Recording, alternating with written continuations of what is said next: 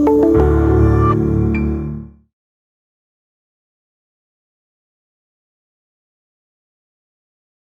everyone. Welcome to 0xTalks by OKC Podcast. And today's episode will be something different because we're going to have a video podcast. And in today's podcast, we'll have Thomas Julien from Ledger. So Thomas is actually the product owner of Nano Applications. So welcome, let's try again. Yeah, sure. It's all right. Sorry. It's reassuring for me. It's the same. So if I do a mistake, I know we can just start over and yeah. That's what we can do. Yeah, because we can cut it and do it again. All right, let's get started. Hello, everyone. Welcome to 0xTalks by OKC Podcast. And today's podcast will be a bit different because we're going to have a video at the same time as the audio as well. And today we have a very special guest from Ledger. His name is Thomas Julien, and he is the product owner, Nano Applications. Welcome, Thomas. Nice to see you here. Thank you, James. So let's get started. And my first question, of course, would be just to get to know more about you, and then we can move on to talk about Ledger. So just briefly introduce yourself and how you got into Ledger, and after that we can touch on the Ledger as well. Sure. So my name is Thomas Julien. I'm a product owner, Nano Applications at Ledger. I've been product owner since approximately a year now. I've just got into Ledger. I was a little bit curious back. I think I started being curious back in 2018 when you had this big peak of Bitcoin. And so I started getting interested in crypto. And I was lucky to get an opportunity to have an internship actually at Ledger. So it was my first internship there. I was a technical customer success. So I was just helping basically people using our devices, trying to understand a little bit what problems they could face. And also there was a lot about like education, making sure people understood more about blockchain in general as well, because it was still like very brand new at the time. So a lot of people weren't very educated, didn't really know how it worked. So there was a lot of efforts to be done on this part. And then I actually did another internship. I was a product manager for a team that we called Coin Integration. So it was basically making it easier for new cryptos to be supported on our different products. And then I came back like I said, just since a year for my last position. So a little bit similar, just more specific. Now I'm only handling Nano Applications themselves. So integrations of new cryptos on the Ledger hardware devices, which is kind of like the first step for integration for projects in our ecosystem. And so yeah, maybe a little bit more about Ledger in general. Ledger was founded in 2014. It's approximately, I think right now it should be around 800 people. So we're a cybersecurity company, and so our main products are hardware wallets. We have the Ledger Nano S, X, and S Plus since recently. And they're devices that basically allow you to protect your keys, so both your private and public keys, mostly your private keys, that are used to be able to access your crypto that are stored on the blockchain. And so this is our main focus, but we also offer solutions on the B2B segment also for companies. So investment firms, banks, helping them as well secure their keys, and introducing also some governance aspects to help them manage rights for different actors that are accessing the same crypto. And also, so now we're building this platform. So since ever we were third-party developers were able to develop their own applications to install on the Nano, to have their crypto supported on the Nano devices. And since recently, we also allow now third parties to actually integrate their own blockchain on our software Ledger Live.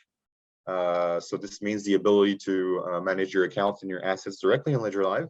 And also, we've launched a Discover section where you can integrate your DApp in Ledger Live, and that way users can be able to easily interact with your DApp while being connected to their accounts that are already generated in Ledger Live. Ledger is, I think, one of the most important parts of crypto.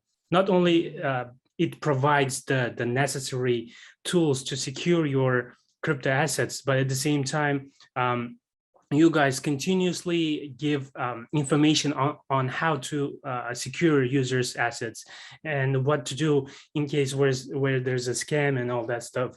And one thing that I really want to touch on here is that with Ledger, it's very, very easy for users to secure their assets as their, let's say, security keys or private keys, they are not online. Because in one day or another, you might get hacked or your email might be opened by another person. And for some reason, you might just give it to someone without realizing it. And then in the end, your cryptos are not safe anymore. But with Ledger, with hardware wallet, it will be with you all the time, and you can keep it as secure as possible. And well, of course, there was this one unlucky incident where someone lost their Bitcoins in a boating accident, I guess 13,000 Bitcoin or whatever. Of course, that's for being unlucky. But in the end, I would say like for 99%, it is very important to use any hardware wallet to keep your crypto assets secure. And well, recently, Ledger has become a partner of OKX chain, and we are very delighted to offer this service to our users in our communities. So let's talk a little bit more about this collaboration. How did it go, and what do users get from this collaboration between Ledger and OKX chain? Sure. So yeah, other projects from outside Ledger can, like I said, build on top of Ledger and integrate their products or their projects in our ecosystem. So what we did to integrate OKC support, we worked together to basically list this OKC application. So you can now already find it in the Ledger Live Manager, and you can install the application on your device. And this will allow you to manage your keys for your OKC and be able to securely make your transactions. So you can already use your device with the OKC app and MetaMask. Just like you would handle other assets on MetaMask, you can just plug in your device, have your keys secured, and generate your transactions using MetaMask. And then you'll see a transaction displayed on your device, and you can confirm it. I can actually maybe just show you briefly how it works. Yeah, that would be nice if you could share how it works. Maybe you can share your screen and everyone can see it. Sure. So I'm sharing my screen. So yeah, just a few seconds. So hopefully you can see Ledger Live right now. Yes. Okay, great. So when you're in Ledger Live, you have this manager section. And this is where you can find the application catalog. So all the applications that are available. So here it's asking me to allow Ledger Manager on your device. So it's very important for every action, you actually have to manually confirm yourself on the device. So then you access the application catalog. And so you can see that I have some apps installed, app catalog. I can look for applications. And so we can start looking for OKX. And we can just install the application directly. So you can see very fast, it's already installed. So now I have this OKX application. Not sure I can show the screen of the device. Yeah, it's going to be a bit complicated, but there's you have the icon of the OKX application here. So right now I have it installed. I don't need Ledger Live anymore. It's just to install the application. Once it's installed, I can just access MetaMask. So on MetaMask, you can choose like different networks. So right now I'm already connected on the OKC mainnets, which I've added to MetaMask. And I have my different accounts which are accessible. So here I have some assets which are secured with my Nano. And I can just do a send, for example. So I'll select, this is just a random accounts. And I'll just send 0.1, for example. So the OKX application is open on my device right now. I can do next. So you can see I have like, well, mine is in French, but you have like the recap of the transaction. So what the cost will be, how much I'm sending, and what gas fees I will be paying. I can just confirm. Sorry, confirm. And so the transaction is actually displayed on my screen. So I can describe. So you see like review transaction. I can see the amount of OKT I'm sending, the address I'm sending to as well, and the maximum fees I'll be paying for this transaction. And then I have the choice to either accept the transaction or reject it. And so I can accept it with just pressing both buttons on the device. And once this is done, the transaction is being broadcasted. So like you can see here, it is right here, just in the transaction. And what this does is, like you said, it's very important to actually use hardware wallets, or what we call like cold wallets, cold storage, because they're actually not connected to the network in any way. So what I'm doing is this transaction is being sent to my device. It's being displayed there. I have a trusted display. So meaning that every information that's displayed on the screen is actually the content of the transaction, what I'm actually signing. And it's this already signed transaction that's actually sent back to my computer and to MetaMask to be broadcasted. And this is very interesting, sorry, because what I was saying, like this trusted display, because for example, imagine your computer is compromised. A hacker could actually maybe display, making you believe you're actually sending some assets to a specific address when you're actually sending it to another one, or maybe just change the amount you're sending, or just actually grab your keys. So with this, your keys are actually protected, and you actually have this also trusted display, so you know that what you see is what you sign, and that's very important when dealing in crypto. In a lot of cases, sometimes you have to like sign hashes, for example, and what we call blind signing. So you're actually signing a transaction, but you don't really know what you're signing. So there's still a security threat there. Whereas in this situation, we're doing like clear signing, so we can verify every detail from the transaction, and we're sure that we're actually signing the transaction we want to broadcast. Yeah. And yeah, it's very easy. It works with all three devices. So Nano S, X, and S Plus. In this specific case, I was using an S Plus, but it's also compatible on other devices. Nice. Yeah, and one thing right before you go onto your MetaMask, I think it's important for the users to actually add OKC network to your MetaMask, because like on default, OKC network is not on MetaMask. But as soon as you add the OKC network there, it shows everything, and you can do the transactions as you have shown from your screen sharing. And thank you so much for that. And one thing that you mentioned, which I find very interesting, is blind signing. As you mentioned, it is something very, very not secure, I would say, because you don't really understand what you're signing. That's the first thing. And secondly, your device may not properly show what you are actually signing. So what do you think can be done in this regard? And how do users need to act when it comes to blind signing? Well, it's kind of hard to answer this question, but I mean, you should actually avoid blind signing in all situations, I would say, basically, because the whole, like I would say, advantage of the part of the advantage of these security solutions is this ability to compare actually what your computer or your mobile phone is showing you with a trusted display, and to always verify all the information. So basically, my computer, my wallet is showing me something. What is my ledger showing? Is it the same thing? If it's the same, it's safe, it's okay, you can move forward. But if there are some discrepancies, then you know that actually your computer, your wallet, or whatever has been compromised. With blind signing, you're not able to do this verification. It's not possible. You just have this hash, and it's not enough to be able to actually know the content of the transaction. You can't really verify, at least not easily, not in an easy way. So what we're doing actually at Ledger, and what we did with this application, is offer clear signing solutions.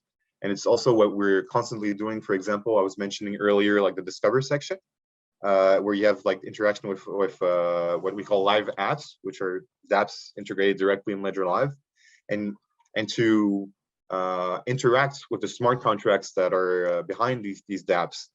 We also developed plugins, for example, And these plugins are able to correctly parse the information from the transactions, from these interactions with these smart contracts. So it's just like translating and making sure that what you see on your screen is something that's easily humanly readable.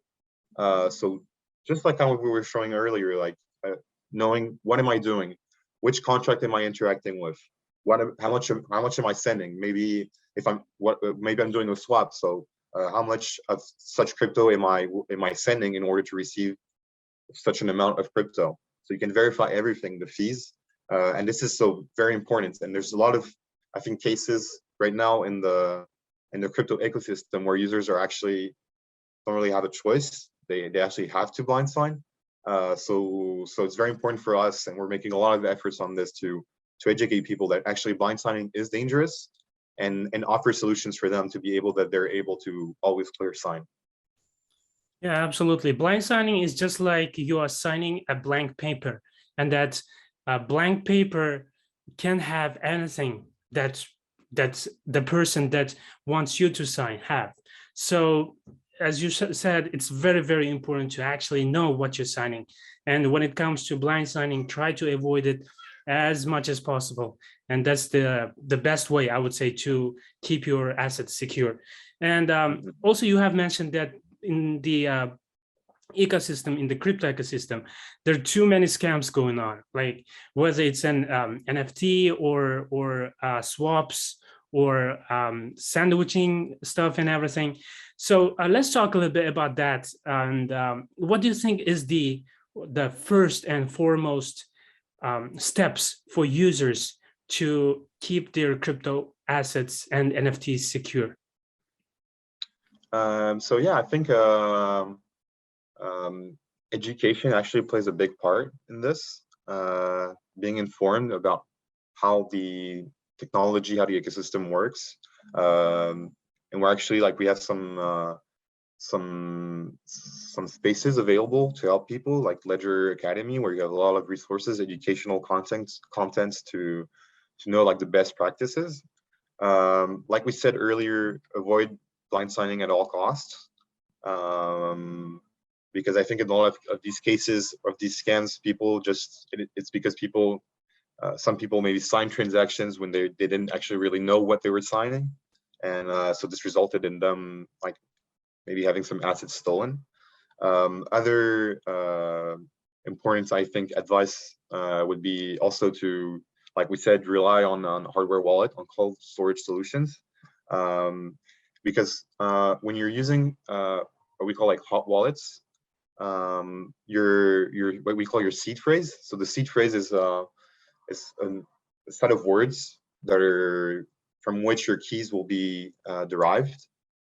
So your keys are what is used to prove that you own your assets on the blockchain, and this means that anybody with actually access to your seed can regenerate your keys, and as a result, access all your crypto basically. And in the case of hot wallets, your seed is in many cases just stored online, and we know that there's a risk to this.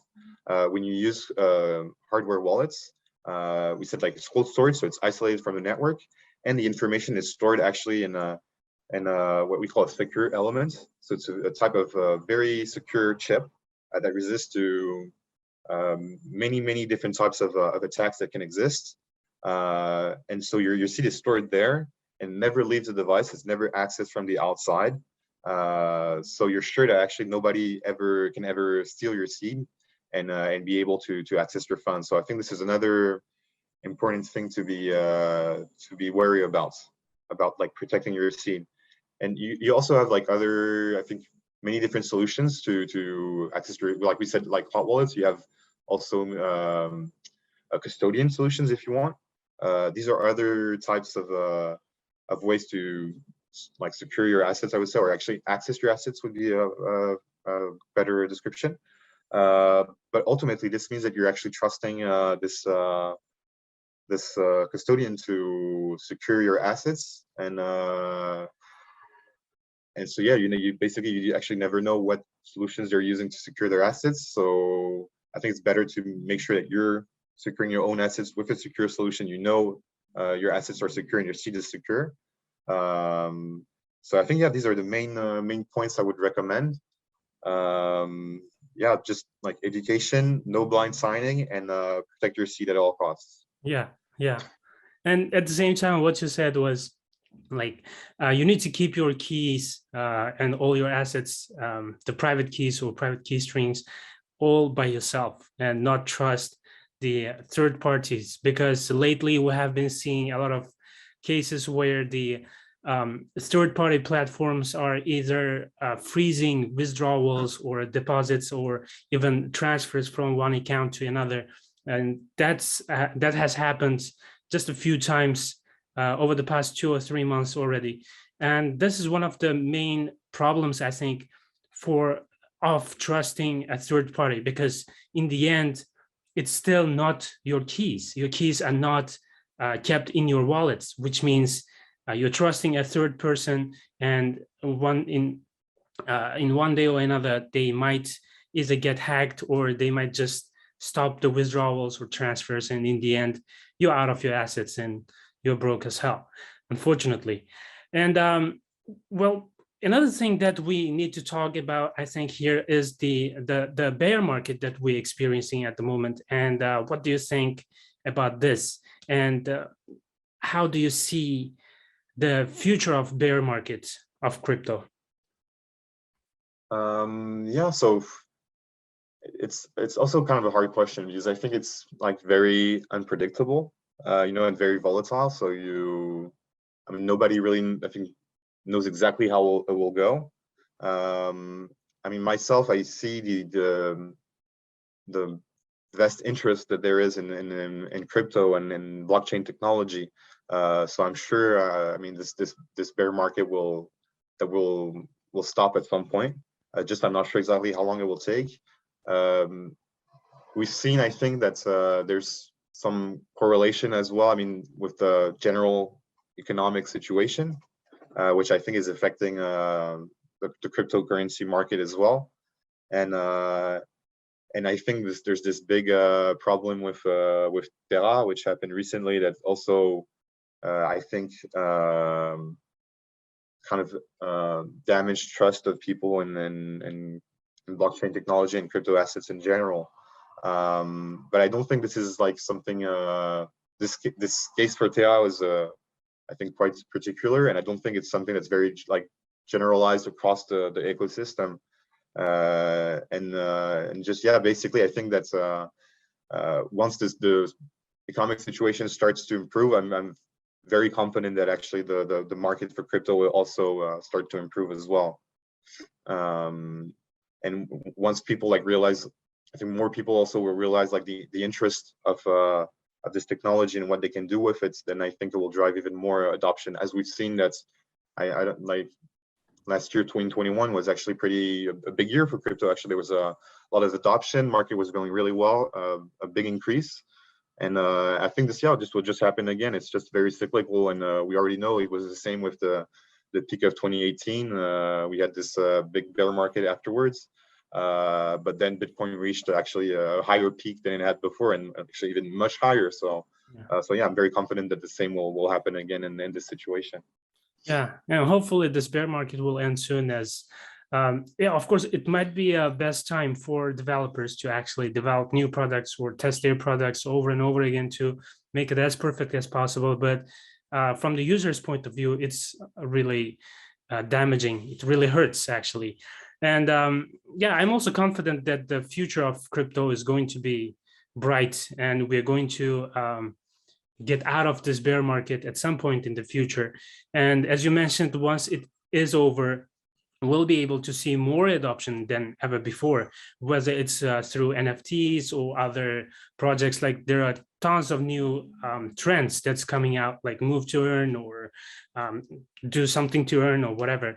So what does that mean for Ledger as the adoption grows? How does it affect the Ledger, both in a technical way and in operations and maybe in the marketing as well? So yeah, I think like I'm not sure, it's kind of like a two-way influence, like meaning that I think more crypto adoption there will be, I think the more people will come to realize that actually you need, like we said, this cold storage hardware wallet solutions. More people will be educated, I think, and we see a lot of content already being produced, and I think a lot of people will be more aware when this bear market ends of how to actually interact with their crypto. And I think Ledger will be there to assist them in understanding these important principles, and also making it more easy and more more secure for people to interact with their crypto. And when I say more easy, I think it's like making sure we guide people every step of the way, from the transition into this ecosystem, and also, like we were saying, like all these clear signing solutions, these plugins, everything, to make sure that information is always easily understandable by people and that they're able to really like understand what they're doing. It's a better way to get them, I think, onboarded. Yeah, I mean, otherwise, yeah, more marketing side, I'm not sure.